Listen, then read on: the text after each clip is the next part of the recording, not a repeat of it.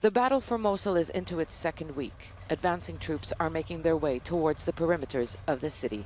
ISIL is putting up a fight, but hasn't been able to stop the advance. ISIL fighters have, however, been responding to battlefield losses elsewhere. They stormed the town of Rutba in the western province of Anbar, killed security forces, then withdrew. ISIL has also attacked Kurdish Peshmerga forces in Sinjar, close to the Syrian border. And for 2 days, ISIL forced Iraqi security forces to declare a state of emergency in the northern city of Kirkuk.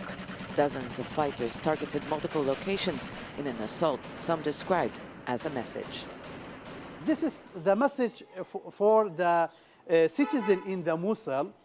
Daesh said to him, we don't have weakness situation. Support me, continue, support me, because we have power in Iraq, in Kirkuk, in another place. But this is the temporary situation, not, they don't have power to continue this situation. ISIL is weakened by bombs and drones. Fighters are increasingly resorting to guerrilla-style tactics and are still able to launch counter-offensives with the aim of distracting and stretching Iraqi security forces. ISIL's predecessor, Al-Qaeda in Iraq, was all but defeated when U.S. forces withdrew from this country. It went underground, and years later it was able to exploit the sense of alienation felt by the Sunni community with the mainly Shia-led government in Baghdad. It also exploited the security vacuum across the border in Syria that allowed it to regroup and re-emerge even stronger. ISIL fighters are still able to move back and forth across the border between Iraq and Syria. The group controls Syrian territory, including the city of Raqqa, ISIL's self-proclaimed capital.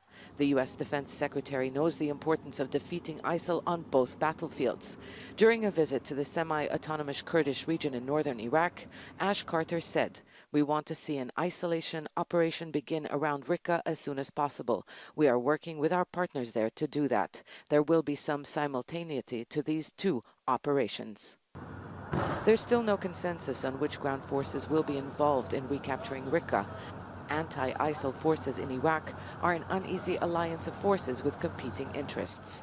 Mosul is the last urban stronghold for ISIL. Its fall would be a strategic setback and a symbolic one as well, since it was from where ISIL declared its caliphate. But ISIL fighters still control pockets of territory across Iraq, and there is still little political reconciliation in Iraq and Syria.